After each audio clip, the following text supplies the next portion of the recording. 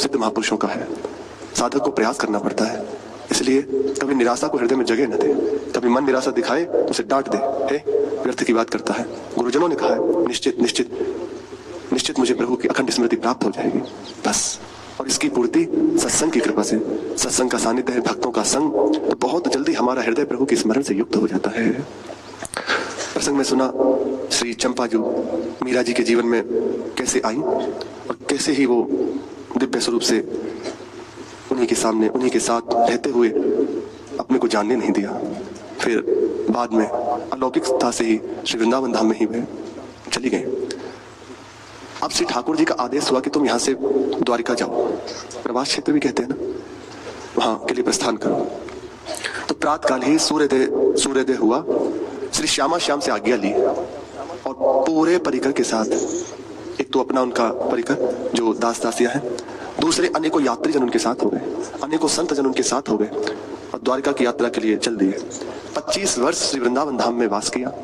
55 वर्ष की आयु में यहाँ से श्री द्वारिका के लिए प्रस्थान किया। थोड़े थोड़े बाल अब सफेद होने लगे थे, शरीर में भी थोड़ी सी स्थूलता आने लगी थी। इन 25 वर्षों में श्री मीरा जी का जस दूर दूर तक फैल गया। उनके पहुंचने से पहले ही द्वारिका में उनकी ख्याति पहुंच चुकी थी और ये भी वहां के सब जन जान चुके थे कि श्री मीरा जी द्वारिका आ रही है।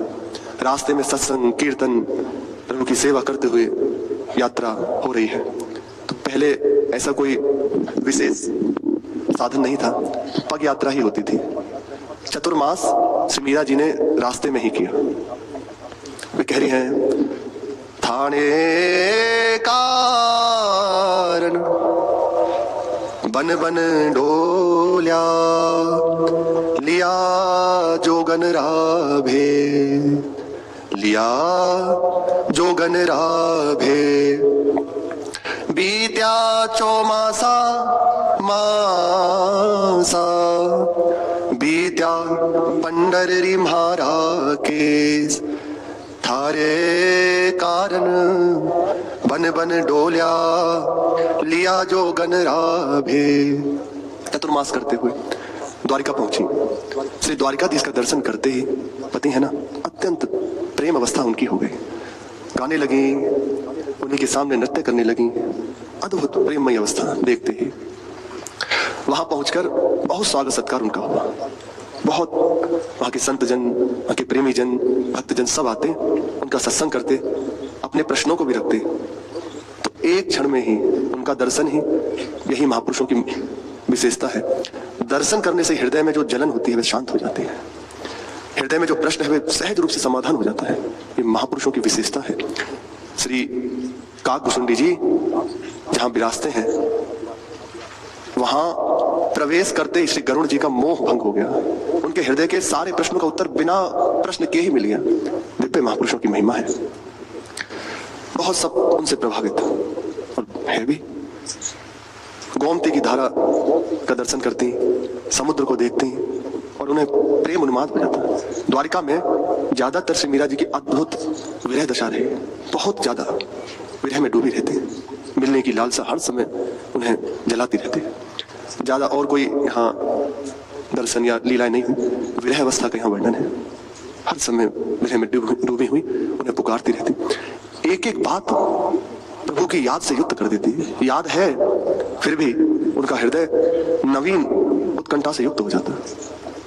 जिस समय श्री द्वारिकाधीश के सामने नृत्य करती तो शरीर अब वृद्ध हो रहा है, स्थूलता आ रही है, लेकिन लगता कि कोई अन्य लोग की देवांगना, कोई दिव्य यहाँ नृत्य कर रही है। सब आश्चर्यचकित, अद्भुत भक्ति में उनका जीवन। गोमती की धारा के समीप बैठ जाती, वहां गोमती है, बैठ जाती, देखती कि इसका मिलन सागर से हो रहा है। ये देखते ही भाव विभोर हो जाती। कब ऐसा अवसर होगा, मेरे पति श्री द्वारिकाधीश से मेरा मिलन होगा, कब मैं उनसे मिलूंगी। देखते हैं कि रातकाल का समय है, सूर्यदेव समुद्र की गर्भ से उठ रहे हैं। एक तक बस देखती रहती है। देखो, प्रेमी को, उपासक को प्रत्येक बात प्रभु से जोड़ देती है।